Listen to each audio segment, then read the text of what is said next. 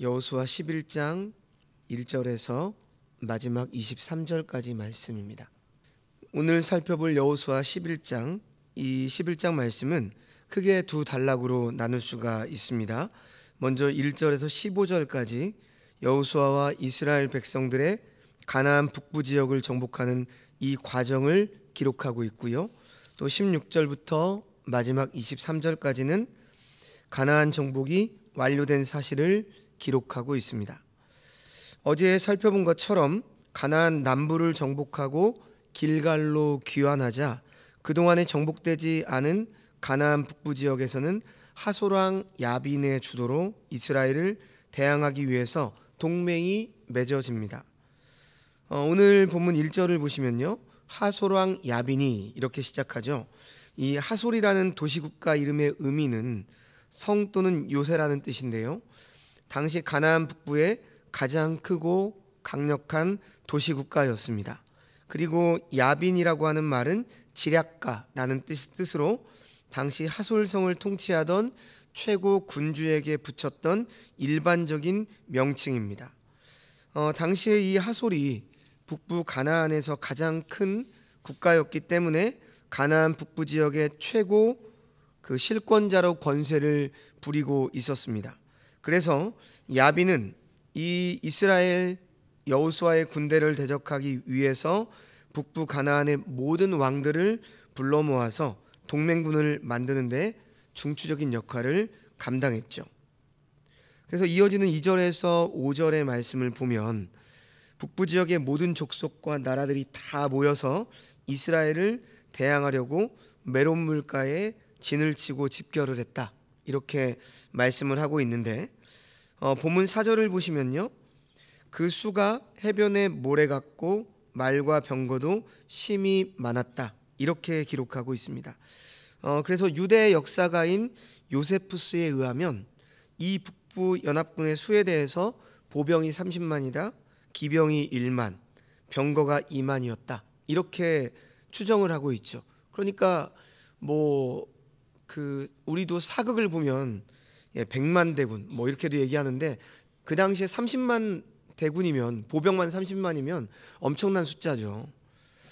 그래서 이 하솔왕과 그 동맹국들의 왕들은 이처럼 새로운 세력 이스라엘 민족과 대항하기 위해서 온전히 하나가 되어서 준비하고 있었다라고 하는 거죠.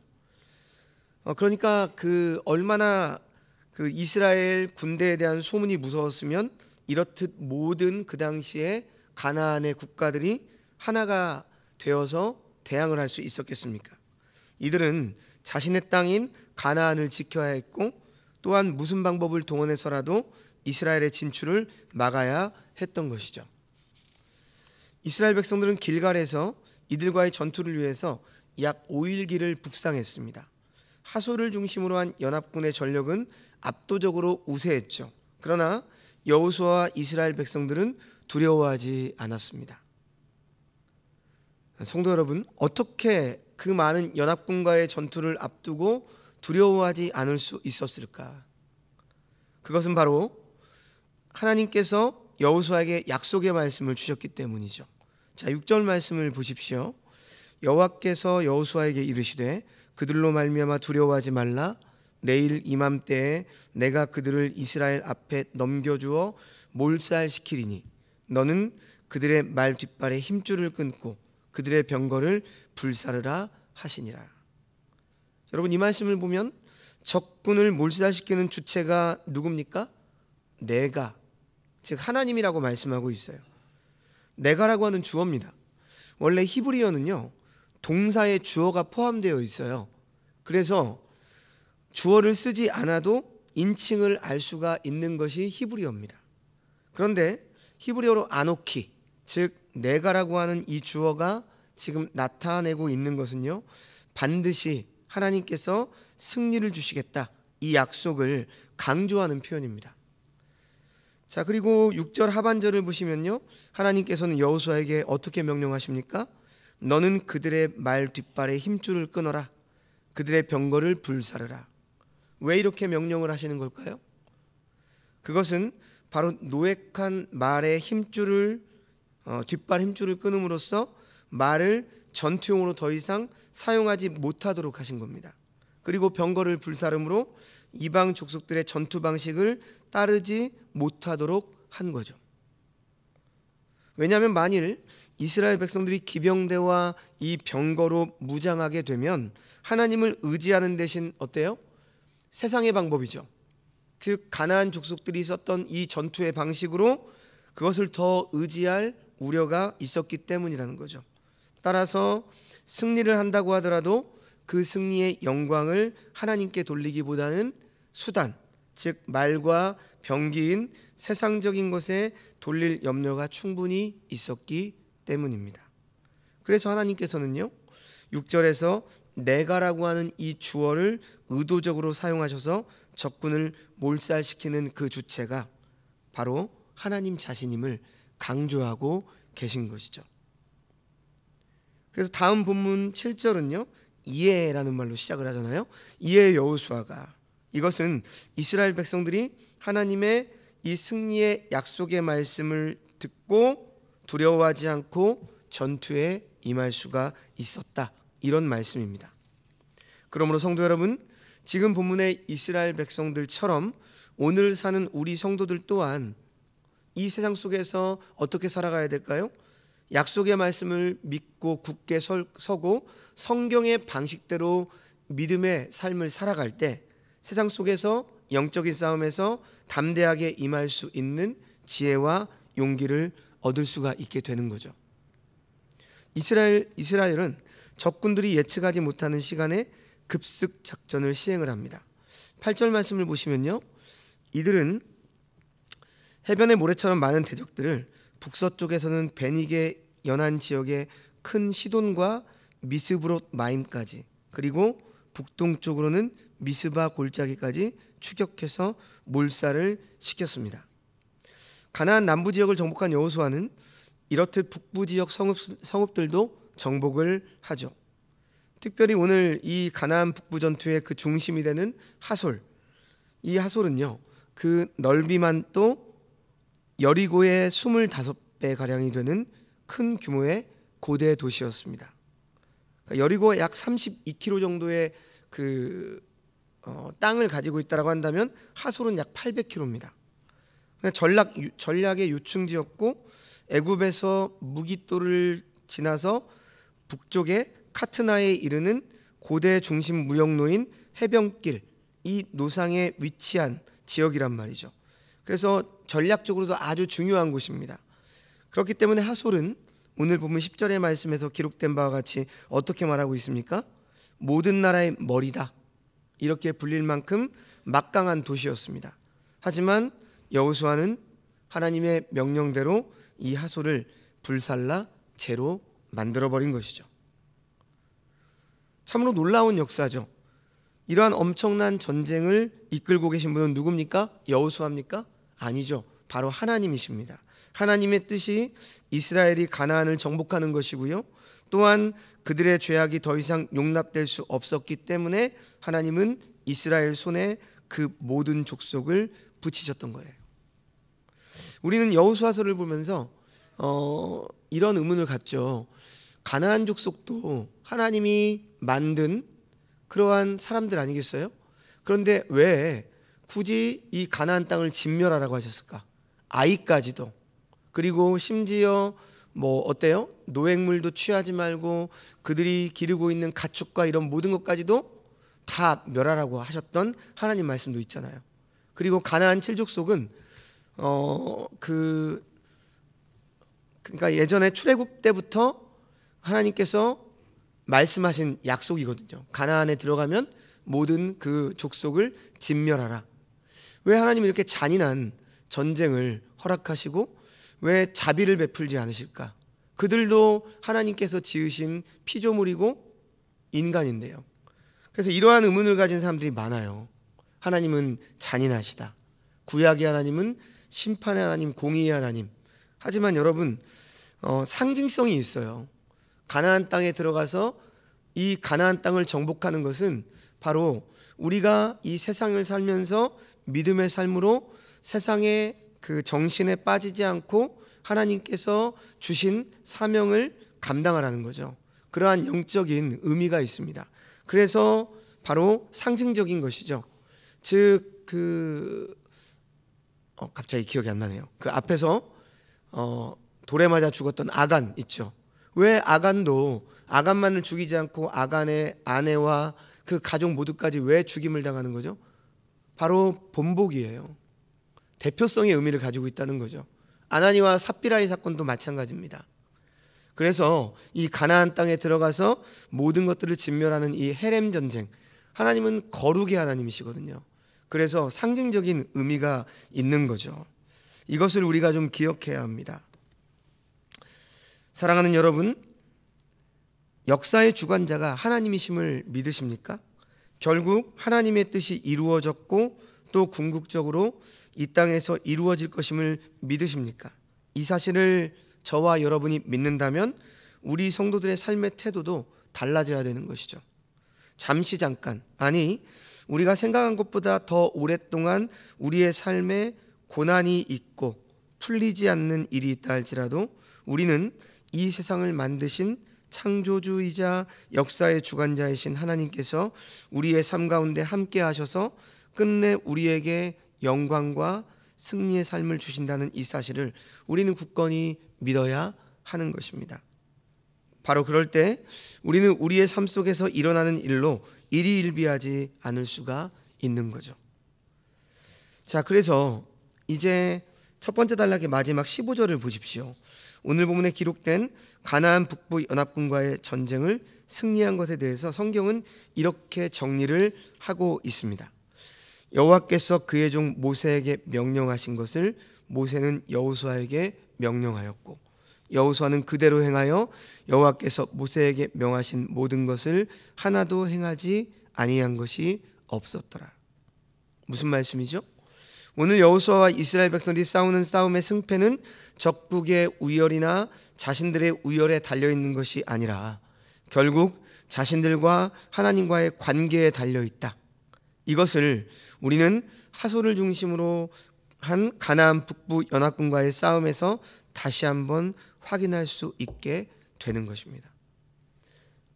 그의 종 모세에게 명령하신 것을 모세는 여호수아에게 명령하였고 하나님께서 말씀하신 그대로 그것들이 지켜지고 이어지고 순종을 했다는 거죠.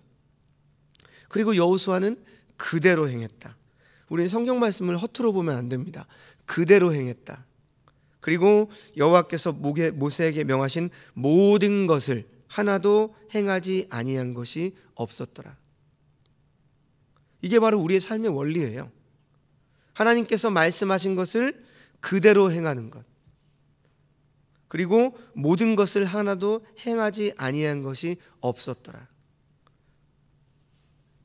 우리는 하나님 말씀이 완전함을 알죠. 하지만 우리의 인간은 유한하죠.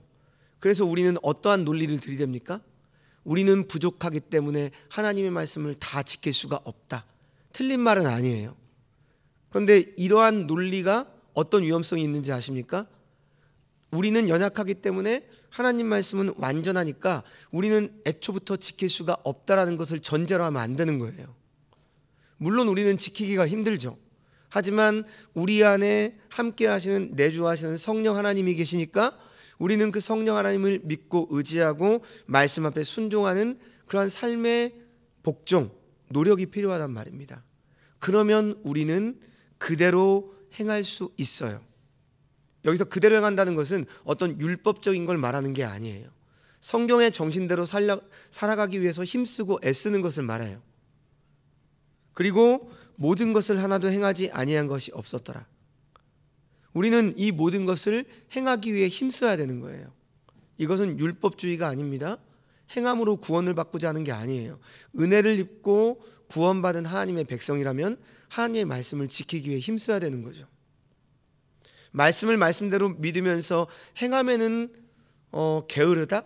이것은 사실 언어 도단이에요. 앞뒤가 맞지 않는 거죠. 우리는 그러한 논리에 빠지면 안 됩니다. 자, 이제 다음으로 16절에서 23절 말씀 보십시오. 가나안 정복이 완료된 사실을 기록하고 있습니다. 특별히 16절에는 이스라엘이 정복한 가나안의 전체 지역에 대해서 말씀을 하고 있죠. 마침내 이스라엘은 가나안 중부, 남부, 북부를 차례로 모두 점령함으로 가나안의 새로운 주인이 됐습니다. 결국 가나안 정복은 하나님의 언약의 이행입니다. 하나님께서 말씀하신 대로 가나안은 이제 이스라엘의 땅이 되었습니다. 17절 말씀을 보시면요, 정복 지역의 경계에 대해서 기록을 하고 있는데, 곧 세일로 올라가는 한락산에서부터 헤르몬산 아래 레바논 골짜기에 바앗갓까지라, 이렇게 말씀하고 있죠. 이 바알갓은 레바논산과 헤르몬산 사이에 위치한 성읍으로 여호수아가 정복한 가나안 땅의 북방 한계선입니다. 그리고 이곳은 바로 신약시대에 많이 나오는 가이사랴 빌립보 지역입니다. 18절 말씀도 보시면요, 여호수아가 그 모든 왕들과 싸운 지가 오랫동안이라, 이렇게 기록하고 있죠. 우리는 이 말씀을 통해서요, 가나안 정복의 기간이 결코 짧지 않았음을 확인할 수가 있습니다. 여러분, 이 여호수아의 정복 기간을 성경에 기록된 갈렙의 나이로 추정을 해볼 수 있습니다. 그랬을 때 약 5년에서 7년 정도가 걸렸다라고 볼 수가 있어요. 왜냐하면 갈렙이 가데스 바네아에서 가나안 땅을 정탐했을 때 나이가 몇 살입니까? 40살입니다. 또한 가데스 바네아에서 요단강을 건널 때까지 38년 혹은 40년이 걸렸다고 봅니다. 그러므로 그가 요단강을 건널 때는 78세 아니면 80세였어요. 그리고 당시 전쟁이 다 끝날 무렵 갈렙의 나이가 여호수아 14장 10절에 보면 내 나이가 85세다, 이렇게 했기 때문에 5년에서 7년이라고 하는 세월이 나오는 거죠. 여러분, 이 7년이라고 하는 세월은요, 이스라엘 백성들에게 참으로 놀라운 복된 시간입니다. 여러분, 7년 동안 전쟁한다는 거 쉽지 않잖아요. 하지만 반대로 생각하면 이 전쟁의 기간이 이스라엘 백성들에게는 복된 시간이란 말이죠. 왜? 하나님의 함께하심 속에서 하나님을 배울 수가 있었고 하나님의 크신 능력을 체험할 수 있었다라고 하는 거죠. 또한 이스라엘 백성들은 하나님의 영광 가운데 하나님의 백성으로 어떻게 살아야 하는지를 배우게 된 것입니다. 그것은 하나님의 명령에 대한 철저한 순종이죠. 그리고 결국 하나님의 역사를 체험하는 길이었던 것임을 알게 된 거죠. 우리도 이 세상 속에서 믿음의 싸움을 살아가야 돼요. 그 싸움이 지리멸렬할 때가 있고 너무나 길고 지루하고 힘들 때가 있습니다. 그러나 우리가 생각을 바꿔야 돼요.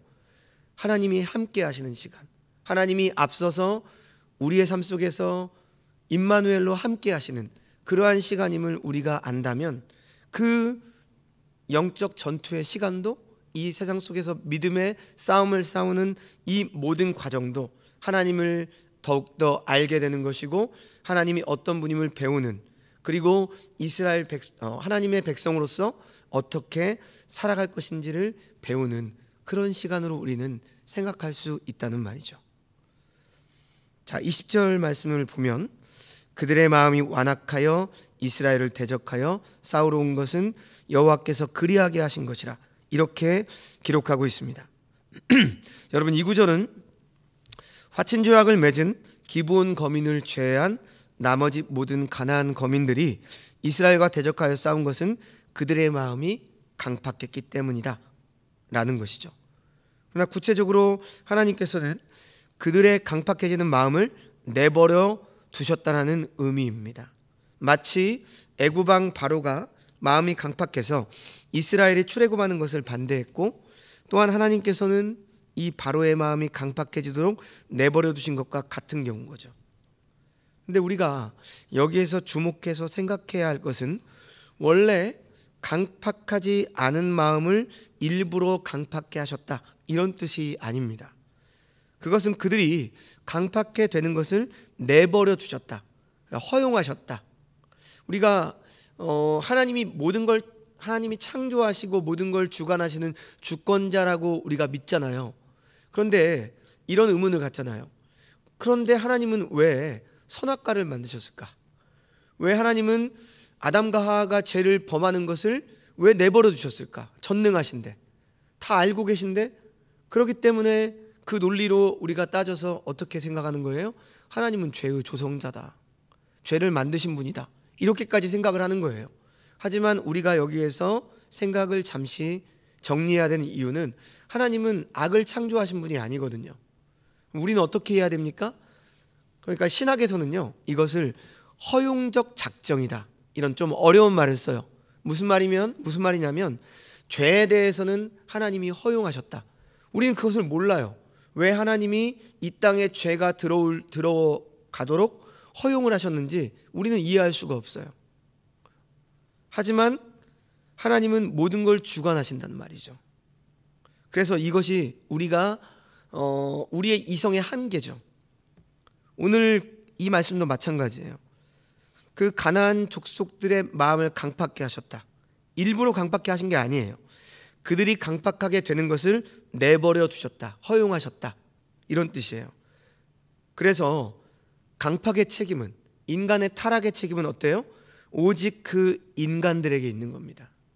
죄를 지은 인간의 책임이라는 거죠.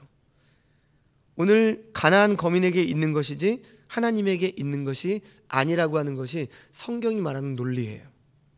자, 일찍이 창세기 15장 16절에서는 하나님께서는 아브라함에게 아모리 족속, 즉 가나안 족속에 죄가 가득할 때 이스라엘이 400년 동안의 애굽의 노예 생활을 마치고 가나안 땅에 돌아올 것이다, 이렇게 약속의 말씀을 하셨어요. 그러니까 이 약속의 말씀대로 지금 가나안 족속의 마음이 강팍해질 대로 강팍해진 지금에야 하나님의 약속이 성취가 된 거죠. 그럼 우리가 이것을 크게 성경 전체를 놓고 우리의 어떤 그 세상의 역사까지도 보게 되어지면 어때요? 강팍해질 대로 강팍해졌을 때, 이 땅에 그 악이 창궐하게 될 때 계시록에 나와 있는 것처럼 어때요? 일곱 인, 일곱 나팔, 이걸 통해서 결국은 어떻게 됩니까? 예수님께서 이 땅에 심판주로 오신단 말이죠. 그래서 그때는 새하늘과 새 땅이 열리게 되는 것이고, 우리는 부활하여서 바로 영과 육이 부활하여서 완전한, 우리는 그 영육, 그 완전한 그 부활체로 우리는 새하늘과 새 땅에서 영원히 하나님과 함께 삶을 살게 되는 거죠. 영생을 누리게 된단 말입니다. 그렇게 보는 것이죠. 그러니까 강팍해질 대로 강팍해진 지금에야 약속이 성취된 것처럼 이 땅의 마지막도 바로 그렇게 성취가 될 것이란 말이죠. 하나님의 약속은 반드시 성취가 되는 것입니다. 자, 계속해서 21절 말씀. 그때 여호수아가 가서 산지와 헤브론과 드빌과 아납과 유다 온 산지와 이스라엘의 온 산지에서 아낙 사람들을 멸절하고 그가 또 그들의 성읍들을 진멸하여 바쳤으므로, 이렇게 말씀하고 있는데요. 특별히 가나안 정복의 종결 부분에서 가나안 남부의 헤브론에 거주하고 있던 아낙 사람을 멸절한 사실에 대해서 기록하고 있는 것을 확인할 수 있습니다. 여러분, 민수기 13장 32절 33절 이 성경 말씀 옆에다가 한번 써놔보세요. 민수기 13장 32절 33절 이 말씀을 나중에 찾아보시면 처음에 가나안을 정탐한 정탐꾼들이 가나안 땅을 탐지하고 돌아와서 보고를 했을 때 여호수아 갈렙을 제외한 10명의 정탐꾼들은 아낙 사람을 힘세고 무서운 거민으로 묘사했어요. 그래서 이스라엘 백성들은 이 보고를 듣고 어떻게 됐습니까? 겁에 질려서 우리가 포기하자, 정복 사업을 포기하려는 마음을 갖게 했고, 그로 인해서 결국 가나안 정복을 지연시키게 되었던 거죠. 그러므로 오늘 이 21절의 말씀은요, 과거에 이스라엘에 그와 같은 공포심을 갖게 했던 아낙 거민, 즉 가나안 거민의 진멸을 기록함으로써 하나님을 믿지 못하고 의심하고 겁을 먹었던 이스라엘을 꾸짖고 계신 동시에 하나님의 약속의 성취를 보여주신 것입니다. 너희가 겁먹을 필요가 없다. 결국 이들은 너희들 앞에서 밥이라는 거죠. 우리가 세상을 살아갈 때 이러한 정신을 가지고 있어야 돼요. 사탄은 우리의 밥입니다. 이미 꺾인 자들이죠. 두려워할 필요가 없다는 것입니다. 말씀으로 무장하고 그 말씀을 그대로 순종하기 위해서 힘쓰고 내주하시는 성령을 의지하여 매일 말씀을 묵상하고 적용하고 믿음으로 살아가기에 힘을 쓰면 결국 어떻게 됩니까? 우리가 이 세상을 두려워하지 않게 된다는 거죠. 의심하지 말라. 성경이 말하는, 우리에게 가르쳐 주시는 진리의 말씀입니다. 왜? 하나님은 반드시 우리를 통해서 그 약속을 성취하신다. 자, 또한 22절 말씀 보십시오. 아낙 사람들이 가사와 가드와 아스돗에만 남았더라. 이렇게 말하고 있죠. 이 가사와 가드와 아스돗은 블레셋 지역입니다. 블레셋이 통치하고 있는 곳인데요. 바로 이러한 지역이 남았다라고 하는 사실은 여호수아가 가나안의 전 지역을 골고루 완전히 정복한 것이 아님을 보여주는 구절입니다. 왜냐하면 정복전쟁은 내륙의 평지와 산악지대를 중심으로 수행되었기 때문이죠. 그렇기 때문에 지중해 연안 해변 지역은 여호수아의 손길이 닿을 수 없었던 거예요. 그러나 가나안의 주요 거점들은 거의 대부분 이스라엘이 장악한 상태이기 때문에 실상은 가나안을 이스라엘이 점령했다, 이렇게 볼 수 있는 거죠. 그리고 남은 지역들은 그 지역을 분배받은 각 지파의 점령 대상지로 남겨졌던 겁니다. 그러므로 마지막 23절에 나와 있는 온 땅을 점령하여, 이것은 전 지역을 빠짐없이 골고루 전부 정복한 것을 의미하지 않습니다. 다만 가나안 거민들이 더 이상 이스라엘의 위협적인 존재가 되지 못할 만큼 그 세력이 약화된 것을 뜻하는 거예요. 그래서 이것을 우리가 적용을 하면 어떻게 될까요? 하나님께서 우리를 구원해 주시고 내주하시는 성령 하나님을 주셔서 우리는 이미, 그리고 예수 그리스도를 통해서 우리는 이미 승리한 자들이란 말이죠. 그래서 이 땅 가운데 우리는 이미 사단이 꺾였어요. 예수님의 초림으로 그 언약이 이루어졌단 말이에요. 그래서 우리는 믿음으로 살아갈 때 사단 마귀는 결코 두려운 존재가 아니에요. 우리는 이미 승리한 전쟁을 하고 있는 거죠. 그런데 아직은 끝나지 않은 자녀 전쟁이 남아있는 겁니다. 우리는 온 땅을 점령한 자들이에요. 영적으로 따지면 우리는 이미 승리했어요. 이 땅에서 우리는 승리자입니다. 그런데 여전히 승리의 삶을 살아가야 될 자녀 전쟁이 남아있단 말이죠. 오늘 말씀을 우리가 그렇게 적용을 해야 됩니다. 근데 우리는 어때요? 바로 이 다음 여호수아 다음부터 어떤 게 나오죠? 사사기.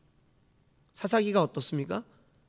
하나님 말씀을 불순종함으로 그들은 또 이방 민족, 즉 가나안 거민을 완전히 진멸하라고 했는데 진멸하지 못했잖아요. 그리고 이렇게 자녀 전쟁이 남아 있는데 자녀 전쟁에서 그들은 말씀대로 순종하지 못하고 게으르거나 타협하거나, 그리고 자신들의 힘이 세다고 해서 어때요? 그들을 내버려 둔다거나, 그랬을 때 그 가나안 거민의 족속의 세력이 점점 커지고, 그리고 우리가 영적으로 나태해져서 이스라엘 백성들이 하나님을 찾지 않고 가나안의 방식들을 따라서 우상을 숭배할 때 어떻게 됐습니까? 그들의 힘이 세져서 이스라엘은 고통에 빠지게 되었고 약탈에 빠지게 되고, 그것이 바로 사사기 역사 아닙니까? 그래서 울부짖으며 기도하니까 하나님은 어때요? 사사를 보내서 구원하시고, 바로 이러한 역사가 이어지게 된단 말이죠. 우리가 이 땅에서의 그 싸움을 절대로 느슨하게 해서는 안 되는 것입니다. 이미 승리했지만 여전히 우리는 이 땅 가운데 믿음의 싸움이 필요하다는 거죠.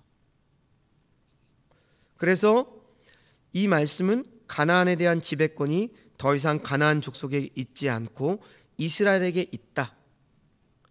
사실 완전한 가나안 정복은 어느 때 일어납니까? 다윗과 솔로몬 시대에 가서야 성취가 돼요. 그때까지 이스라엘 백성들은 그들이 정복하지 못한 지역의 가나안 족속들과 많은 지역적인 싸움을 치러야 했던 거죠. 말씀을 맺겠습니다. 사랑하는 성도 여러분, 먼저 우리는 오늘 본문 말씀을 통해서 어떠한 강한 대적이라도 하나님 앞에서는 섬멸될 수밖에 없다. 하나님께서는 자신들의 백성에게 약속하신 것을 한치의 오차도 없이 시행하시는 신실하신 언약의 하나님이라는 분이심을 우리는 깨달아야 합니다.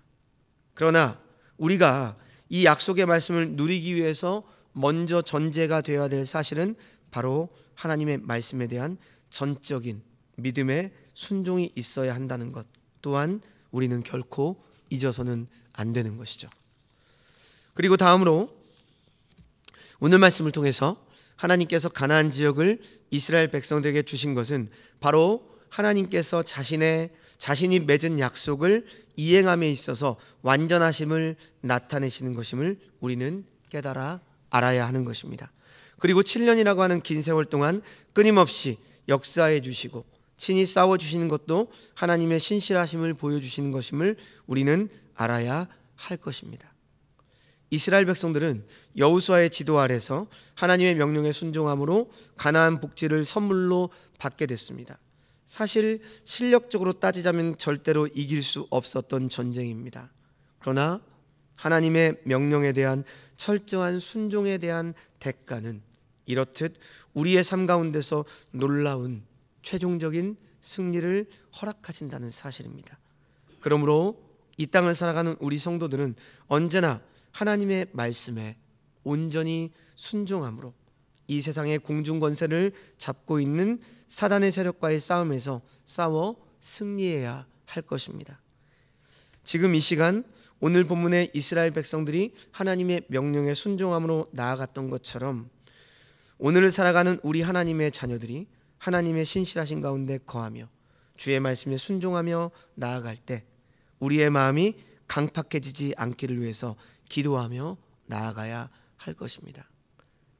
하지만 이스라엘 백성들은 이후에 사사기, 룻기 그 이후의 말씀을 통해서 우리가 보는 것처럼 이들은 이러한 전쟁의 역사, 하나님이 함께 하신 역사를 잊어버렸단 말이죠. 그리고 그들의 마음이 강팍해졌습니다. 그 이유는 무엇입니까? 하나님의 말씀을 멀리했고요. 하나님과의 관계를 게을리했고 세상의 아름다운 것들에 취해서 하나님 외에도 세상을 사랑했던, 그렇기 때문에 우리는 믿음의 삶에서 싸움에서 이기지 못하고 무너지는 이스라엘을 보게 되는 것이죠. 우리도 마찬가지입니다. 느슨해지고 하나님의 말씀을 게을리하고 온전히 순종하지 못하게 되고 하나님을 전적으로 의지하지 않으면 우리에게는 의심이라고 하는 씨앗이 들어오게 되고 세상이라고 하는 그 것들이 더 커 보이게 되는 것이고 그래서 우리의 믿음은 흔들리게 되는 것이고 우리는 하나님의 말씀에 결국은 순종하지 못하고 의심하게 되는 거죠. 그러면 우리는 싸움에서 지게 되는 거예요.